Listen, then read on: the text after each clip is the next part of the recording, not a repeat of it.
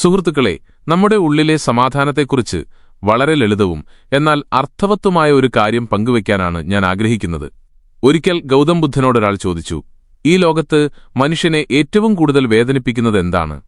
അതിന് ബുദ്ധൻ നൽകിയ മറുപടി ഏതെങ്കിലും ഒരു വ്യക്തിയെയോ അല്ലെങ്കിൽ മോശം സാഹചര്യങ്ങളെയോ കുറ്റപ്പെടുത്തിക്കൊണ്ടായിരുന്നില്ല. പകരം അദ്ദേഹം പറഞ്ഞത് ഇത്രമാത്രമാണ്: നിങ്ങളുടെ മനസ്സിന്റെ പ്രതികരണം. അത്ഭുതമെന്ന് പറയട്ടെ, നൂറ്റാണ്ടുകൾക്ക് മുൻപ് ബുദ്ധൻ പഠിപ്പിച്ച ഇതേ പാഠമാണ് ഇന്നത്തെ ആധുനിക മനഃശാസ്ത്രവും സാക്ഷ്യപ്പെടുത്തുന്നത്. പുറംലോകത്ത് സംഭവിക്കുന്ന കാര്യങ്ങളല്ല നമ്മളെ തകർക്കുന്നത്, മറിച്ച് ആ സംഭവങ്ങളെ നമ്മൾ മനസ്സിനുള്ളിൽ എങ്ങനെ വ്യാഖ്യാനിക്കുന്നു എന്നതാണ്. അതായത്, ഒരാൾ നമ്മളോട് എന്തു പറഞ്ഞു എന്നതിനേക്കാൾ പ്രാധാന്യം ആ വാക്കുകളെ നമ്മൾ എങ്ങനെ സ്വീകരിച്ചു എന്നതിനാണ്. ആ സ്വീകാര്യതയാണ് നമ്മൾ ശാന്തമായിരിക്കണമോ അതോ തകർന്നു പോകണമോ എന്ന് നിശ്ചയിക്കുന്നത്. ബുദ്ധന്റെ ദർശനത്തിൽ വാക്കുകൾ ഒരിക്കലും അമ്പുകളെപ്പോലെയല്ല, അവ വിത്തുകളെപ്പോലെയാണ്. ആ വിത്ത് നമ്മുടെ മനസ്സാകുന്ന മണ്ണിൽ വീണാൽ അവിടെ വേദനയുടെ മരങ്ങൾ വളരും. എന്നാൽ നമ്മുടെ മനസ്സിനെ അത്തരം വിത്തുകൾ വീണ് മുളയ്ക്കാത്ത ഒരു പാഴ്നിലം പോലെ സൂക്ഷിച്ചാൽ ഒരു വാക്കിനും നമ്മളെ മുറിവേൽപ്പിക്കാൻ കഴിയില്ല. ശാസ്ത്രീയമായി ചിന്തിച്ചാൽ ഒരു വാക്ക് നമ്മുടെ തലച്ചോറിൽ നേരിട്ട് പോയി മുറിവുണ്ടാക്കുന്നില്ല, മറിച്ച് ആ വാക്കിനെക്കുറിച്ച് വീണ്ടും വീണ്ടും ചിന്തിച്ച് നമ്മൾ തന്നെ നമ്മുടെ സമാധാനം കെടുത്തുകയാണ്. മനഃശാസ്ത്രജ്ഞർ ഇതിനെ റുമിനേഷൻ എന്ന് വിളിക്കുന്നു. ഒരേ നെഗറ്റീവ് ചിന്തയെ തന്നെ മനസ്സിനുള്ളിലിട്ട് ചവച്ചുകൊണ്ടിരിക്കുന്ന ഈ രീതി നമ്മുടെ ഊർജ്ജം ചോർത്തിക്കളയുകയും സമാധാനമായ ഉറക്കം പോലും ഇല്ലാതാക്കുകയും ചെയ്യും. മറ്റുള്ളവരുടെ പ്രശംസയിലോ വിമർശനത്തിലോ സ്വന്തം മൂല്യം തിരയുന്നവർക്ക് ജീവിതത്തിൽ ഒരിക്കലും സ്ഥിരതയുണ്ടാകില്ലെന്ന് ബുദ്ധൻ പണ്ടേ മുന്നറിയിപ്പ് നൽകിയിരുന്നു. ഇതിനെയാണ് ഇന്നത്തെ സൈക്കോളജി എക്സ്റ്റേണൽ വാലിഡേഷൻ ട്രാപ്പ് എന്ന് വിശേഷിപ്പിക്കുന്നത്. അതായത്, നമ്മുടെ സന്തോഷത്തിനായി മറ്റുള്ളവരുടെ അഭിപ്രായങ്ങളെ ആശ്രയിക്കുമ്പോൾ നമ്മൾ അറിയാതെ തന്നെ മാനസികമായി അവരുടെ അടിമകളായി മാറുകയാണ്. അതുകൊണ്ടാണ് ഒരു ചെറിയ അഭിനന്ദനം നമ്മളെ ആകാശത്തോളം ഉയർത്തുന്നതും ഒരു ചെറിയ കുറ്റപ്പെടുത്തൽ നമ്മളെ പാതാളത്തോളം താഴ്ത്തുന്നതും. മനുഷ്യന്റെ മസ്തിഷ്കം നല്ല കാര്യങ്ങളെക്കാൾ 5 ഇരട്ടി ആഴത്തിൽ മോശം കാര്യങ്ങളെ ഓർത്തുവെക്കുമെന്നാണ് പഠനങ്ങൾ പറയുന്നത്. അതുകൊണ്ടാണ് 100 നല്ല വാക്കുകൾക്കിടയിലും ഒരു അപമാനം നമ്മളെ വല്ലാതെ വേട്ടയാടുന്നത്. ബുദ്ധൻ ഇത് വളരെ ലളിതമായ ഒരു ഉദാഹരണത്തിലൂടെ പറഞ്ഞു. ഏത് തീകൂനയിലാണോ നിങ്ങൾ വിറകിട്ടുകൊടുക്കുന്നത്, അത് ആളിപ്പടർന്നുകൊണ്ടേയിരിക്കും.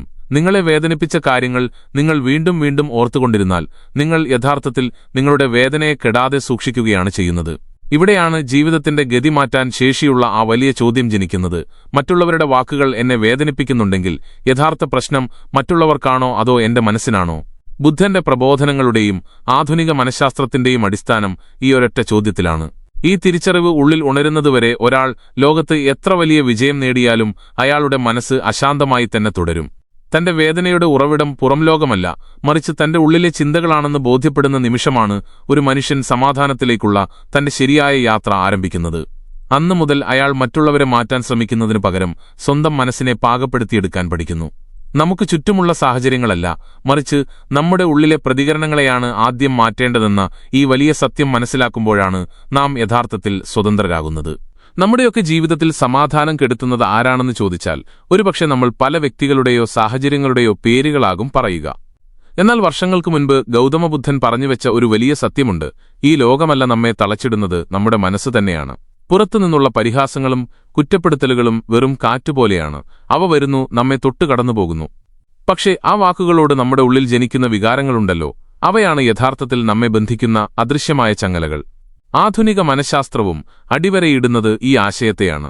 പുറത്തുണ്ടാകുന്ന ഒരു സംഭവത്തിനും അതിനോടുള്ള നമ്മുടെ പ്രതികരണത്തിനുമിടയിൽ വളരെ ചെറിയൊരു നിശബ്ദതയുണ്ട്. ആ നിമിഷത്തെ എങ്ങനെ കൈകാര്യം ചെയ്യുന്നു എന്നതിലാണ് നമ്മുടെ യഥാർത്ഥ സ്വാതന്ത്ര്യം ഒളിഞ്ഞിരിക്കുന്നത്. വാക്കുകൾ പുറത്തുനിന്നാണ് വരുന്നത്, എന്നാൽ അതിന്റെ മുറിവേൽക്കുന്നത് ഉള്ളിലാണ്.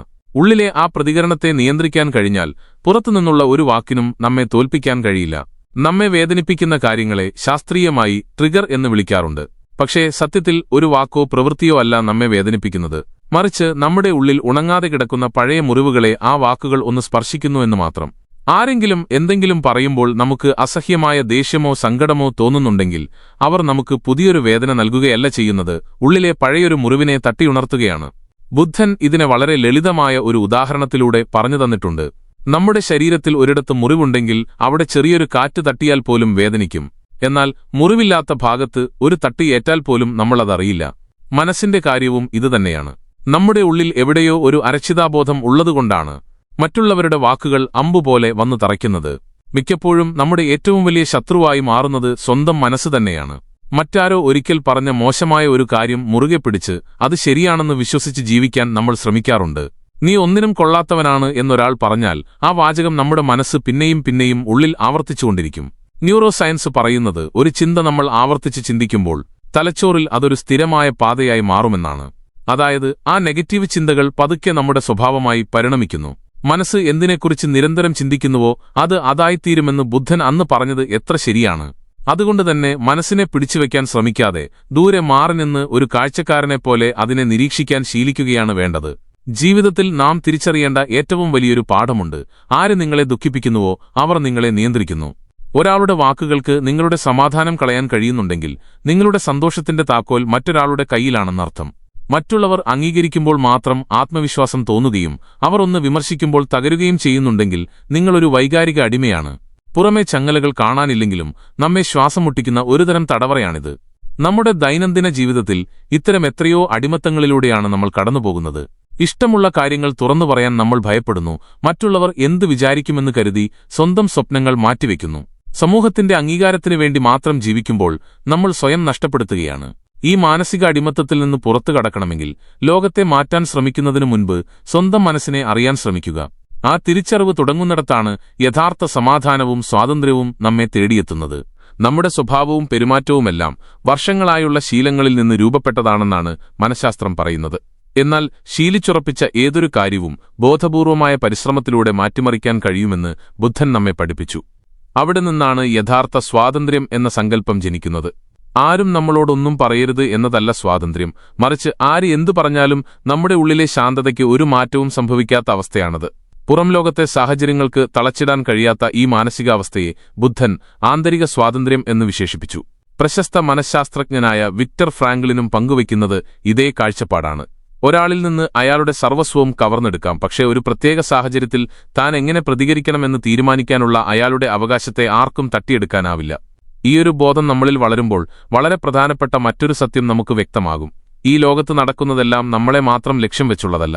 മറ്റുള്ളവർ നമ്മളോട് പറയുന്ന വാക്കുകൾ പലപ്പോഴും അവരുടെ തന്നെ ഉള്ളിലെ ഭയത്തിന്റെയും നിരാശകളുടെയും അപകർഷതാബോധത്തിന്റെയും നിഴലുകൾ മാത്രമായിരിക്കും. ക്രോധം നിറഞ്ഞ വാക്കുകൾ വിഷത്തിന് തുല്യമാണെന്നാണ് ബുദ്ധൻ പറഞ്ഞത്. എന്നാൽ ആ വിഷം നമ്മുടെ ഉള്ളിലേക്കെടുക്കാതിരുന്നാൽ അത് നമ്മളെ ബാധിക്കില്ല. ആരെങ്കിലും വേദന അനുഭവിക്കുമ്പോൾ അത് മറ്റുള്ളവരിലേക്ക് ദേഷ്യമായി പടരുന്നത് സ്വാഭാവികമാണ്. മാതാപിതാക്കളുടെ ദേഷ്യമോ ഓഫീസിലെ മേലധികാരിയുടെ പരുഷമായ പെരുമാറ്റമോ ഒക്കെ പലപ്പോഴും അവരുടെ തന്നെ വ്യക്തിപരമായ പ്രശ്നങ്ങളുടെയോ സമ്മർദ്ദത്തിന്റെയോ ആവിഷ്കാരമായിരിക്കും. ഉദാഹരണത്തിന്, ഓഫീസിൽ ബോസ് നിങ്ങളോട് കയർക്കുമ്പോൾ അത് നിങ്ങളുടെ കഴിവുകേടാണെന്ന് കരുതി തളരുന്നതിനു പകരം അദ്ദേഹം അനുഭവിക്കുന്ന മാനസിക സമ്മർദ്ദമാകാം ഇതിന് പിന്നിലെന്ന് ചിന്തിച്ചു നോക്കൂ. അത്തരമൊരു കാഴ്ചപ്പാടിൽ അയാൾ ഒരു ദുഃഖിതനാണ്. ദുഃഖിതനായ ഒരാളിൽ നിന്ന് സ്നേഹത്തിനു പകരം കഠിനമായ വാക്കുകൾ വരുമ്പോൾ തളരാതിരിക്കുകയാണ് വേണ്ടത്.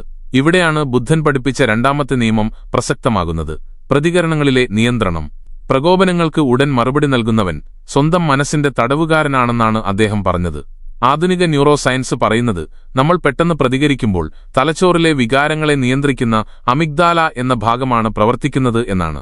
എന്നാൽ ഒരു നിമിഷമൊന്ന് ആലോചിച്ച് പ്രതികരിക്കുമ്പോൾ നമ്മുടെ വിവേകത്തിന്റെ കേന്ദ്രമായ പ്രീഫ്രണ്ടൽ കോർട്ടെക്സ് ഉണരുന്നു. ബുദ്ധന്റെ മൗനം വെറുമൊരു നിശബ്ദതയായിരുന്നില്ല, മറിച്ച് ശരിയായ രീതിയിൽ പ്രതികരിക്കാനുള്ള ഒരു ആത്മീയമായ ഇടവേളയായിരുന്നു.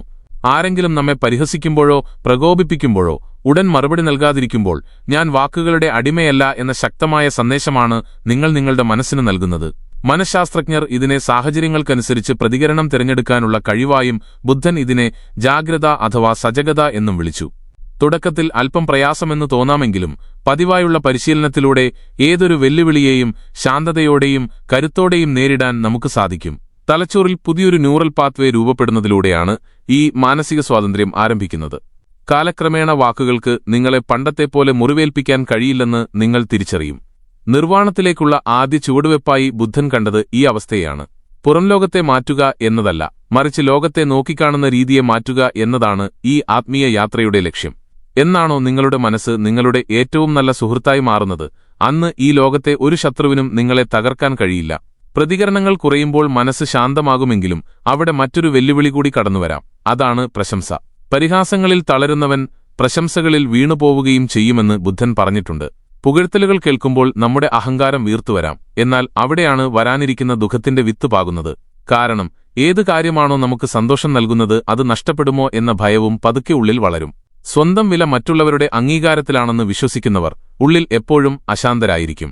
പ്രശംസയും അധിക്ഷേപവും ഒരുപോലെ മനസ്സിന്റെ പരീക്ഷകളാണ്.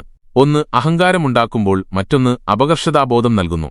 ലഹരി ഉപയോഗിക്കുമ്പോൾ തലച്ചോറിൽ ഉൽപ്പാദിപ്പിക്കപ്പെടുന്ന ഡോപാമിൻ തന്നെയാണ് പ്രശംസകൾ കേൾക്കുമ്പോഴും ഉണ്ടാകുന്നതെന്ന് ശാസ്ത്രം പറയുന്നു. ഇന്ന് നമ്മളെ പുകഴ്ത്തുന്നവർ നാളെ നിശബ്ദരാകുമ്പോൾ നമ്മുടെ മനസ്സ് തകർന്നുപോകും. വിമർശനങ്ങളുടെ വിഷവും ഇത്ര തന്നെ ആഴമുള്ളതാണ്. ഒരു നെഗറ്റീവായ അഭിപ്രായം മതി നമ്മുടെ മനസ്സ് അതിൽ തങ്ങി നിൽക്കാൻ. വിമർശനങ്ങൾ കേൾക്കുമ്പോൾ അവയെ വിഴുങ്ങുകയോ തുപ്പിക്കളയുകയോ ചെയ്യാതെ വിവേകത്തോടെ മനസ്സിലാക്കാൻ ശ്രമിക്കണം. ആ വിമർശനത്തിൽ സത്യമുണ്ടെങ്കിൽ അതൊരു പാഠമാണ്. മറിച്ച് അത് അസത്യമാണെങ്കിൽ അതൊരു വെറും ഒച്ചപ്പാടായി കണ്ട് അവഗണിക്കുക. ഓരോ വിമർശനത്തെയും സ്വന്തം അടയാളമായി കാണുന്നവർക്ക് ആത്മവിശ്വാസം നഷ്ടമാകും. അതുകൊണ്ട് പ്രശംസകളിൽ ആകാശം തൊടാനോ നിന്ദകളിൽ ആഴക്കടലിൽ മുങ്ങാനോ നിൽക്കാതെ സമചിത്തതയോടെ മുന്നോട്ടു പോവുക. ഇതാണ് ജീവിതത്തിലെ ഏറ്റവും വലിയ സന്തുലിതാവസ്ഥ. തുടക്കത്തിൽ അല്പം പ്രയാസമെന്ന് തോന്നാമെങ്കിലും ഈ പരിശീലനം നിങ്ങളുടെ മനസ്സിനെ കരുത്തുറ്റതാക്കി മാറ്റും. ബുദ്ധൻ പകർന്നുതന്ന ആ വലിയ പാഠത്തെ നാം മധ്യമാർഗം എന്ന് വിളിക്കുന്നു. നമ്മുടെ ജീവിതത്തിലെ ഏറ്റവും വലിയ സത്യങ്ങളിലൊന്നിലേക്ക് വിരൽ ചൂണ്ടുന്ന ഒരു പാഠമാണത്. മറ്റുള്ളവർ നമ്മളെക്കുറിച്ച് എന്തു കരുതുന്നു എന്ന ആകുലതയിൽ നിന്നും സ്വന്തം വ്യക്തിത്വത്തെ മോചിപ്പിക്കുക എന്നതാണ് ആ സത്യം. നിങ്ങളുടെ സന്തോഷവും സമാധാനവും മറ്റൊരാളുടെ അഭിപ്രായത്തെ ആശ്രയിച്ചാണോ ഇരിക്കുന്നത്? എങ്കിൽ ഓർക്കുക, നിങ്ങൾ ഒരിക്കലും പൂർണ്ണമായി സ്വതന്ത്രരല്ല. അപ്പദീപോ ഭവ എന്ന് ബുദ്ധൻ അരുളി ചെയ്തപ്പോൾ അദ്ദേഹം ഉദ്ദേശിച്ചത് മറ്റുള്ളവരെ അവഗണിക്കണമെന്നല്ല, മറിച്ച് സ്വന്തം ഉള്ളിൽ നിന്നും ജ്വലിക്കുന്ന ആ ആത്മവിശ്വാസത്തിന്റെ വെളിച്ചത്തെ കണ്ടെത്തണമെന്നാണ്. ഇതിനെയാണ് ഇന്നത്തെ കാലത്ത് സൈക്കോളജിസ്റ്റുകൾ ഇന്റേണൽ ലോക്കസ് ഓഫ് കൺട്രോൾ എന്ന് വിശേഷിപ്പിക്കുന്നത്. അതായത് നമ്മുടെ ജീവിതത്തിന്റെ കടിഞ്ഞാൺ മറ്റാരുടെയും കൈകളിലല്ല, നമ്മുടെ സ്വന്തം ഉള്ളിലാണ് ഇരിക്കേണ്ടതെന്ന് ചുരുക്കം. പലപ്പോഴും ലോകം നമ്മളെക്കുറിച്ച് എന്തു പറയുന്നു എന്നതിനും നമ്മൾ നമ്മളെ എങ്ങനെ കാണുന്നു എന്നതിനുമിടയിലൊരു വലിയ വ്യത്യാസമുണ്ട്. ഈ തിരിച്ചറിവാണ് ജീവിതത്തിലെ നിർണായകമായ വഴിത്തിരിവ്. പൊതുജനങ്ങളുടെ അഭിപ്രായമെന്നത് മാറുന്ന കാലാവസ്ഥ പോലെയാണ്. ഇന്ന് അവർ നിങ്ങളെ നെഞ്ചിലേറ്റിയേക്കാം, പക്ഷേ നാളെ ഒരുപക്ഷെ കണ്ടില്ലെന്ന് നടിച്ചേക്കാം. എന്നാൽ നിങ്ങളുടെ ആത്മമൂല്യം എന്നത് അങ്ങനെയല്ല. അത് പുകഴ്ത്തലുകൾ കേട്ട് വീർക്കുന്നതോ പരിഹാസങ്ങൾ കേട്ട് തളരുന്നതോ ആകരുത്. മറ്റുള്ളവരുടെ അംഗീകാരത്തിനു വേണ്ടിയുള്ള ആ ദാഹമെന്നാണോ അവസാനിക്കുന്നത്, അന്ന് മാത്രമേ ഒരാൾക്ക് സ്വന്തം വ്യക്തിത്വത്തിന്റെ പൂർണ്ണതയിൽ എത്താൻ കഴിയൂ എന്ന് മനഃശാസ്ത്രജ്ഞനായ എബ്രഹാം മാസ്ലോ പറഞ്ഞിട്ടുണ്ട്. കാലങ്ങൾക്ക് മുൻപേ ബുദ്ധൻ ലോകത്തോട് സംവദിച്ചതും ഇതേ സത്യം തന്നെയാണ്. ഇന്നത്തെ ഈ ശബ്ദകോലാഹലങ്ങൾ നിറഞ്ഞ ലോകത്ത് സ്വന്തം ഉള്ളിലെ ശബ്ദം കേൾക്കുക എന്നത് അത്ര എളുപ്പമല്ല. സമൂഹത്തിന്റെ വാശികൾ, കുടുംബത്തിന്റെ പ്രതീക്ഷകൾ, സോഷ്യൽ മീഡിയയിലെ പൊങ്ങച്ചങ്ങൾ, ഇവയ്ക്കിടയിൽ നാം നമ്മളെത്തന്നെ മറന്നുപോകുന്നു. എപ്പോഴും പുറംലോകത്തേക്ക് മാത്രം കണ്ണുനട്ടിരിക്കുന്നവർക്ക് ഒരിക്കലും സ്വന്തം ആത്മാവിനെ അറിയാൻ കഴിയില്ല. നിരന്തരം ബാഹ്യമായ കാര്യങ്ങളിൽ ശ്രദ്ധ കേന്ദ്രീകരിക്കുന്ന ഒരു മനസ്സിന് സ്വയം സംസാരിക്കാനുള്ള ശേഷി നഷ്ടപ്പെടുമെന്ന് ആധുനിക ശാസ്ത്രവും നമ്മെ ഓർമ്മിപ്പിക്കുന്നുണ്ട്. അതുകൊണ്ടാണ് മൗനത്തിന്റെയും ഏകാന്തതയുടെയും വിലയെക്കുറിച്ച് ബുദ്ധൻ ആവർത്തിച്ചു പറഞ്ഞത്. ചിന്തകളെ ഇല്ലാതാക്കുകയല്ല, മറിച്ച് അവയെ ഒരു സാക്ഷിയെപ്പോലെ നോക്കിക്കാണാനാണ് അദ്ദേഹം പഠിപ്പിച്ചത്. മനസ്സിൽ ചിന്തകൾ വരുന്നത് സ്വാഭാവികമാണ്, എന്നാൽ ആ ചിന്തകളുടെ തടവുകാരനാകുക എന്നതാണ് നമ്മൾ ചെയ്യുന്ന തെറ്റ്. നമ്മളും നമ്മുടെ ചിന്തകളും രണ്ടാണെന്ന് തിരിച്ചറിയുന്നതിനെയാണ് ഇന്ന് ലോകം മൈൻഡ്ഫുൾനെസ് എന്ന് ആദരവോടെ വിളിക്കുന്നത്. ധ്യാനമെന്നത് ഒരു നിശ്ചിത സമയത്ത് ചെയ്യുന്ന ചടങ്ങല്ല, അതൊരു ജീവിതരീതിയാണ്. കണ്ണടച്ചിരുന്ന് മറ്റൊരു ലോകത്തേക്ക് പോകലല്ല അത്, മറിച്ച് ഈ നിമിഷത്തിൽ പൂർണ്ണമായി ജീവിക്കുക എന്നതാണ്. നിങ്ങൾ നടക്കുകയാണെങ്കിൽ ആ നടത്തത്തിൽ മാത്രം ശ്രദ്ധിക്കുക, ഭക്ഷണം കഴിക്കുകയാണെങ്കിൽ ആ രുചിയെ മാത്രം അറിയുക. ഇത്തരം ലളിതമായ പരിശീലനങ്ങൾ നമ്മുടെ വൈകാരികമായ സന്തുലിതാവസ്ഥയെ മെച്ചപ്പെടുത്തുമെന്ന് ശാസ്ത്രീയ പഠനങ്ങളും അടിവരയിടുന്നു. ജീവിതത്തിൽ നിങ്ങളെ ആരെങ്കിലും വേദനിപ്പിക്കാൻ ശ്രമിച്ചാൽ ആ നിമിഷം തന്നെ പ്രതികരിക്കുന്നതിനു പകരം ഉള്ളിൽ ഉയരുന്ന ആ വികാരങ്ങളെ ഒന്ന് നിരീക്ഷിച്ചു നോക്കൂ. അത് ശരിയോ തെറ്റോ എന്ന് വിധി എഴുതാതെ വെറുതെ ഒന്ന് നോക്കുക. ബുദ്ധൻ പറഞ്ഞതുപോലെ നമ്മുടെ ശ്രദ്ധ അവിടെ എത്തുന്നതോടെ പകുതി വേദനയും ഇല്ലാതാകുന്നു. കാരണം ദുഃഖം വളരുന്നത് നമ്മുടെ അന്ധമായ പ്രതികരണങ്ങളിലൂടെയാണ്, അറിവിലൂടെയല്ല. ഈ തിരിച്ചറിവുകൾ നമ്മളെ എത്തിക്കുന്നത് ഏകാന്തത എന്ന വലിയൊരു സത്യത്തിലേക്കാണ്. പലരും അവിടെ വെച്ച് ഭയന്ന് പിന്മാറാറുണ്ട്. കാരണം തനിച്ചിരിക്കുക എന്നാൽ മറ്റാരെയുമല്ല, മറിച്ച് നിങ്ങളെത്തന്നെയാണ് നിങ്ങൾ അവിടെ അഭിമുഖീകരിക്കുന്നത്. നിങ്ങളുടെ മാറ്റം തുടങ്ങുന്നതും ആ കൂടിക്കാഴ്ചയിൽ നിന്നാണ്. ഏകാന്തതയെ ഒരു ശാപമായല്ല, മറിച്ച് വലിയൊരു വരദാനമായാണ് ഗൗതമ ബുദ്ധൻ കണ്ടത്. അദ്ദേഹത്തിന്റെ ജീവിതം പലപ്പോഴും നിശബ്ദമായ ഒറ്റപ്പെടലുകൾ നിറഞ്ഞതായിരുന്നുവെങ്കിലും ഒരു നിമിഷം പോലും അദ്ദേഹം ആന്തരികമായി തനിച്ചായിരുന്നില്ല. ഒറ്റപ്പെടലും ഏകാന്തതയും തമ്മിലുള്ള ആ വലിയ വ്യത്യാസം അദ്ദേഹം ലോകത്തിന് ലളിതമായി പകർന്നു നൽകി. നമ്മൾ നമ്മളിൽ നിന്ന് തന്നെ അകന്നു പോകുമ്പോഴാണ് അത് സങ്കടകരമായ ഒരു ഒറ്റപ്പെടലായി മാറുന്നത്. എന്നാൽ നമ്മൾ നമ്മളിലേക്ക് തന്നെ മടങ്ങുകയും നമ്മളോട് തന്നെ സംവദിക്കാൻ തുടങ്ങുകയും ചെയ്യുമ്പോൾ അത് ഉന്നതമായ ഒരു ഏകാന്തതയായി മാറുന്നു. സ്വന്തം സാമീപ്യത്തിൽ സന്തോഷം കണ്ടെത്താൻ കഴിയാത്ത ഒരാൾക്ക് മറ്റൊരാളുമായി ആരോഗ്യകരമായ ഒരു ബന്ധം പുലർത്താൻ കഴിയില്ലെന്നാണ് മനഃശാസ്ത്രവും പറയുന്നത്. കാരണം പലപ്പോഴും നമ്മൾ മറ്റൊരാളെ തേടിപ്പോകുന്നത് നമ്മുടെ ഉള്ളിലെ ശൂന്യത മറച്ചുപിടിക്കാനായിരിക്കും. സ്വന്തം വ്യക്തിത്വത്തിൽ സംതൃപ്തനല്ലാത്ത ഒരാൾക്ക് മറ്റൊരാളെയും സന്തോഷിപ്പിക്കാൻ കഴിയില്ലെന്ന ബുദ്ധന്റെ വാക്കുകൾ ഇന്നും എത്രയോ വലിയ സത്യമാണ്. നമ്മുടെ മനസ്സിന് യഥാർത്ഥമായ കരുത്ത് ലഭിക്കുന്നത് തിരക്കുകളിൽ നിന്നൊഴിഞ്ഞ് തനിയെ ഇരിക്കുന്ന ആ വിലപ്പെട്ട നിമിഷങ്ങളിലാണ്. ലോകം നമ്മളെക്കുറിച്ച് എന്തു പറയുന്നു എന്ന വേവലാതിയിൽ നിന്ന് നമ്മെ സ്വതന്ത്രരാക്കാൻ ഈ കരുത്തിന് കഴിയും. എന്നാൽ ഇന്നത്തെ ഡിജിറ്റൽ യുഗത്തിൽ നമ്മൾ ഏറ്റവും കൂടുതൽ ഭയപ്പെടുന്നത് ഈ നിശബ്ദതയെയാണ്. നമ്മുടെ ഓരോ ഒഴിവുസമയത്തെയും കവർന്നെടുക്കാൻ സ്മാർട്ട്ഫോൺ സ്ക്രീനുകൾ ഇന്ന് കാത്തുനിൽക്കുന്നു. സോഷ്യൽ മീഡിയ എന്നത് അഭിപ്രായങ്ങളുടെ ഒരു വലിയ വിപണിയായി മാറിയിരിക്കുന്നു. അവിടെ ലഭിക്കുന്ന ഓരോ ലൈക്കും കമന്റും കേവലം വിനോദമല്ല, മറിച്ച് നമ്മുടെ ആത്മാഭിമാനത്തെപ്പോലും നിശ്ചയിക്കുന്ന ഘടകങ്ങളായി മാറിയിരിക്കുന്നു. ഓരോ ലൈക്കും നമ്മുടെ മസ്തിഷ്കത്തിൽ ചെറിയൊരു ലഹരി പടർത്തുകയും കാലക്രമേണ നാം അതിന് അടിമപ്പെടുകയും ചെയ്യുന്നു. ലോകവുമായി നാം ഏറെ അടുത്തിരിക്കുന്നു എന്ന് തോന്നും വിധം ഇന്റർനെറ്റ് നമ്മെ ബന്ധിപ്പിക്കുന്നുണ്ടെങ്കിലും ആന്തരികമായി മനുഷ്യൻ വല്ലാതെ ദുർബലനായിക്കൊണ്ടിരിക്കുകയാണ്. പുറമേ നിന്നുള്ള പ്രശംസകളിൽ മാത്രം സന്തോഷം കണ്ടെത്തുന്നവന് ഒരിക്കലും യഥാർത്ഥ സ്വാതന്ത്ര്യം ലഭിക്കില്ലെന്ന് ബുദ്ധൻ അന്ന് മുന്നറിയിപ്പ് നൽകിയത് ഇന്നത്തെ കാലത്താണ് ഏറ്റവും കൂടുതൽ പ്രസക്തമാകുന്നത്. ഇതിനർത്ഥം സോഷ്യൽ മീഡിയയോ സാങ്കേതികവിദ്യയോ പൂർണ്ണമായും ഉപേക്ഷിക്കണം എന്നല്ല, മറിച്ച് നമ്മുടെ ജീവിതത്തിന് കൃത്യമായ അതിർവരമ്പുകൾ വേണമെന്നാണ്. എപ്പോൾ ഡിജിറ്റൽ ലോകത്തേക്ക് നോക്കണം, എപ്പോൾ ചുറ്റുമുള്ള ജീവിതത്തെ ശ്രദ്ധിക്കണം എന്നതിൽ നമുക്ക് വ്യക്തമായ ധാരണയുണ്ടാകണം. ഇതൊരുതരം മാനസികമായ സാധനയാണ്. ഈ ശീലം നമ്മളിൽ വളരുമ്പോൾ പതിയെ മാറ്റങ്ങൾ അനുഭവപ്പെടാൻ തുടങ്ങും. മറ്റുള്ളവരുടെ കുത്തുവാക്കുകൾ നമ്മെ മുമ്പത്തെപ്പോലെ നോവിക്കില്ല, അനാവശ്യമായ പുകഴ്ത്തലുകൾ നമ്മെ അഹങ്കാരികളാക്കില്ല, നെഗറ്റീവ് കമന്റുകൾ നമ്മെ തളർത്തുകയുമില്ല. ഇത്തരം ഒരു ആന്തരിക സ്ഥിരതയാണ് ജീവിതത്തിലെ ഏറ്റവും വലിയ സമ്പത്തെന്ന് ബുദ്ധൻ പഠിപ്പിച്ചു. തിരക്കുള്ള ഈ ലോകത്തിന് നടുവിൽ നിൽക്കുമ്പോഴും സ്വന്തം ഉള്ളിലെ സമാധാനം കെട്ടുപോകാതെ സൂക്ഷിക്കാൻ കഴിയുന്നിടത്താണ് ഒരാൾ യഥാർത്ഥ മോചനം നേടുന്നത്. നമുക്ക് ചുറ്റുമുള്ള ലോകം മാറില്ല. ആളുകൾ പഴയതുപോലെ തന്നെ പലതും പറഞ്ഞുകൊണ്ടിരിക്കും. അവർ നമ്മളെ മറ്റുള്ളവരുമായി താരതമ്യം ചെയ്യും, കുറ്റപ്പെടുത്തും. എന്നാൽ ഇതൊന്നും ബാധിക്കാത്ത ഒരു ശാന്തമായ ഇടം നമ്മുടെ ഉള്ളിൽ തന്നെ പതുക്കെ രൂപപ്പെടും. ബുദ്ധൻ ഇതിനെ ബോധോദയം എന്ന് വിളിച്ചപ്പോൾ മനഃശാസ്ത്രം ഇതിനെ ഇമോഷണൽ മെച്യൂരിറ്റി എന്ന് വിശേഷിപ്പിക്കുന്നു. പേരെന്തുതന്നെയായാലും ഇതിന്റെ കാതലൊന്നാണ്. നിങ്ങളുടെ ആന്തരിക സമാധാനം മറ്റുള്ളവരുടെ വാക്കുകളിൽ അധിഷ്ഠിതമല്ല എന്ന് തിരിച്ചറിയുന്ന നിമിഷം നിങ്ങൾ യഥാർത്ഥത്തിൽ ജീവിക്കാൻ തുടങ്ങുന്നു. അന്ന് മറ്റുള്ളവരുടെ വാക്കുകൾ വെറും ഒച്ചകൾ മാത്രമായി മാറുകയും നിങ്ങൾ പ്രശാന്തമായ മൗനത്തോടെ കരുത്തോടെ നിലകൊള്ളുകയും ചെയ്യും. ഈ മാറ്റം സംഭവിക്കുന്നത് പുറത്തല്ല, ആദ്യം നിങ്ങളുടെ ഉള്ളിലാണ്. ലോകം അവിടെത്തന്നെ കാണും, ആളുകളും വാക്കുകളും അവിടെത്തന്നെ കാണും. പക്ഷെ നിങ്ങളുടെ മനസ്സ് ഒരു സാക്ഷിയെപ്പോലെ എല്ലാറ്റിനെയും പക്വതയോടെ നോക്കിക്കാണാൻ പഠിക്കുന്നു. ഓരോ വാക്കുകളെയും മുറുകെ പിടിക്കാൻ ശ്രമിക്കുന്നിടത്തോളം കാലം നമ്മൾ മാനസികമായി തളർന്നുകൊണ്ടേയിരിക്കും. എന്നാൽ അവയെ അതിന്റെ വഴിക്ക് വിടാൻ പഠിച്ചാൽ മനസ്സ് ശാന്തമായ വിശ്രമം കണ്ടെത്തും. ആ ആന്തരിക ശാന്തിയിലേക്കുള്ള മനോഹരമായ യാത്രയാണ് ജീവിതത്തിന്റെ യഥാർത്ഥ സത്ത. വികാരങ്ങളെ അടിച്ചമർത്തുന്നതല്ല, മറിച്ച് അവയെ കൃത്യമായി പരുവപ്പെടുത്തിയെടുക്കുന്നതിനെയാണ് ആധുനിക മനഃശാസ്ത്രം ഇമോഷണൽ റെഗുലേഷൻ എന്ന് വിളിക്കുന്നത്. നമ്മുടെ ഉള്ളിലെ വികാരങ്ങൾ ഒരിക്കലും ഇല്ലാതാകുന്നില്ല, പകരം അവയുടെ നിയന്ത്രണം നമ്മുടെ കൈകളിലേക്ക് വരികയാണ് ചെയ്യുന്നത്. ഈ തിരിച്ചറിവിൽ നിന്നാണ് യഥാർത്ഥ ആത്മവിശ്വാസം ജനിക്കുന്നത്.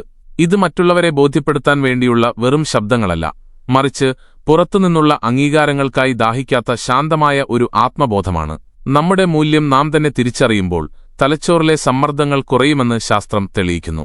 സ്ട്രെസ് ഹോർമോണായ കോർട്ടിസോളിന്റെ അളവ് കുറയുകയും നമ്മുടെ കാഴ്ചപ്പാടുകളിൽ വ്യക്തത വരികയും ചെയ്യുന്നു. ബുദ്ധൻ ഇതേ കാര്യം വളരെ ലളിതമായി പറഞ്ഞിട്ടുണ്ട്. തന്റെ അസ്തിത്വത്തിൽ ഉറച്ച വിശ്വാസമുള്ള ഒരാൾക്ക് മറ്റാരുടെയും സാക്ഷ്യപത്രങ്ങൾ ആവശ്യമില്ല. ഈയൊരു ഉറപ്പ് നമ്മുടെ ജീവിതത്തിന്റെ ഗുണനിലവാരം തന്നെ മാറ്റിവരയ്ക്കും. അപ്പോൾ തീരുമാനങ്ങൾ പേടിയുടെ അടിസ്ഥാനത്തിലല്ല, മറിച്ച് ശരിയായ ഉൾക്കാഴ്ചയോടെയാകും നാം എടുക്കുന്നത്. ബന്ധങ്ങൾ ഒരു ബാധ്യതയെന്നതിലുപരി സ്വാതന്ത്ര്യമായി നമുക്ക് അനുഭവപ്പെടും. ജീവിതം വെറുമൊരു പ്രതികരണമാകാതെ അതൊരു വലിയ ഉത്തരവാദിത്തമായി മാറും. ഇവിടെ നിന്നാണ് മൗനത്തിന്റെ പുതിയൊരു ലോകം തുറക്കപ്പെടുന്നത്.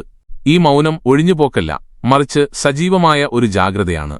ബുദ്ധന്റെ മൗനം ഒരിക്കലും ലോകത്തിൽ നിന്നുള്ള ഒളിച്ചോട്ടമായിരുന്നില്ല, മറിച്ച് പരിപൂർണമായ ഉണർവായിരുന്നു. ആധുനിക ന്യൂറോ സയൻസും ഇതേ പാതയിലാണ് സഞ്ചരിക്കുന്നത്. നമ്മൾ പുറത്തെ കോലാഹലങ്ങളിൽ നിന്ന് മാറി ഉള്ളിലേക്ക് ശാന്തമാകുമ്പോൾ അനാവശ്യ ചിന്തകളും ആശങ്കകളും ഉണ്ടാക്കുന്ന തലച്ചോറിലെ ഡിഫോൾട്ട് മോഡ് നെറ്റ്വർക്ക് നിശ്ചലമാകുന്നു. ആ നിശബ്ദതയിൽ പുതിയൊരു മനുഷ്യൻ ജനിക്കുന്നു, ഭയത്തിന് അടിമപ്പെടാത്ത ഒരാൾ. നാട്ടുകാർ എന്തു പറയും എന്നു ഭയന്ന് നാം മാറ്റിവെച്ച തീരുമാനങ്ങൾ അപ്പോൾ വ്യക്തതയോടെ നടപ്പിലാക്കാൻ നമുക്കാകും. ഭയം എന്നും നിലനിൽക്കുന്നത് ഭാവിയിലാണെന്നും വർത്തമാനകാലത്തിൽ ജീവിക്കുന്നവനെ തൊടാൻ ഭയത്തിന് കഴിയില്ലെന്നും ബുദ്ധൻ പഠിപ്പിച്ചു. മനഃശാസ്ത്രവും ഇതിനെ പിന്തുണയ്ക്കുന്നു. ആകുലതകൾ എന്നത് ഭാവിയെക്കുറിച്ചുള്ള സങ്കല്പമാണെങ്കിൽ ബോധപൂർവമായ ഉണർവ് എന്നത് വർത്തമാനത്തിലെ സാന്നിധ്യമാണ്.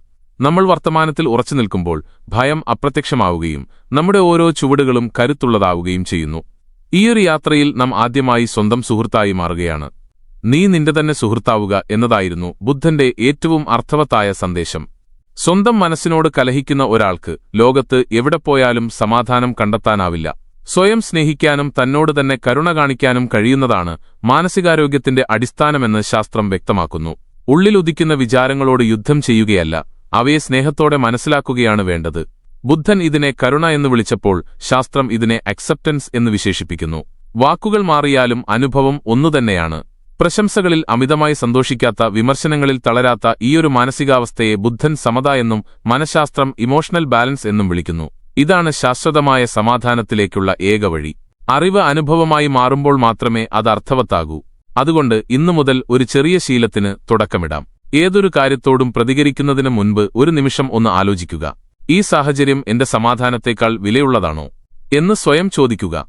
ഈ ചെറിയ ചോദ്യം നിങ്ങളുടെ ജീവിതത്തിന്റെ ഗതി മാറ്റും. ഏറ്റവും സത്യസന്ധമായി നിങ്ങളോട് തന്നെ ഒന്ന് ചോദിക്കൂ, ഞാൻ എന്റെ ജീവിതമാണോ ജീവിക്കുന്നത്, അതോ മറ്റുള്ളവരുടെ ഇഷ്ടങ്ങൾക്കാണോ ഇത്രയും കാലം മുൻഗണന നൽകിയത്? ഈ ചോദ്യം നിങ്ങളുടെ ഉള്ളിൽ മാറ്റൊലികൊള്ളുന്നുണ്ടെങ്കിൽ ഈ യാത്ര ലക്ഷ്യം കണ്ടു എന്ന് കരുതാം. ശരിയായ ചോദ്യമുയർന്നാൽ ഉത്തരം താനേ തെളിഞ്ഞുവരുമെന്നാണ് ബുദ്ധൻ പറഞ്ഞത്. ഈ വാക്കുകൾ നിങ്ങളുടെ ഉള്ളിലെ സത്യവുമായി ചേർന്നു നിൽക്കുന്നുണ്ടെങ്കിൽ നമുക്കിനിയും ഈ യാത്ര തുടരാം. ഇത് നിങ്ങളെ എന്തെങ്കിലും പഠിപ്പിക്കാനല്ല, മറിച്ച് നിങ്ങളെ നിങ്ങൾക്ക് തന്നെ പരിചയപ്പെടുത്താനാണ്. മൗനത്തിൽ കരുത്തരാവുക, ജാഗ്രതയോടെ ജീവിക്കുക. സമാധാനം പുറത്തെവിടെയോ തേടേണ്ട ഒന്നല്ല, അതിപ്പോൾ നിങ്ങളുടെ ഉള്ളിൽ ഉണർന്നുകൊണ്ടിരിക്കുകയാണ്.